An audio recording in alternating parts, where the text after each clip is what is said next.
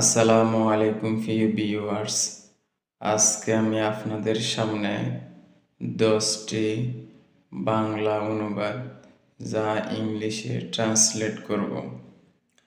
Number 1, বই আমাদের সর্বোৎকৃষ্ট সমাজের সাথে পরিচয় করিয়ে দেয়। Books introduces us to the best society. Number 2, সে গোলা জলে মাছ শিকার করতে চেয়েছিল। He wanted to fish in the troubled water. Number 3, এবারের সংগ্রাম মুক্তির সংগ্রাম। Struggle this time is the struggle for liberation.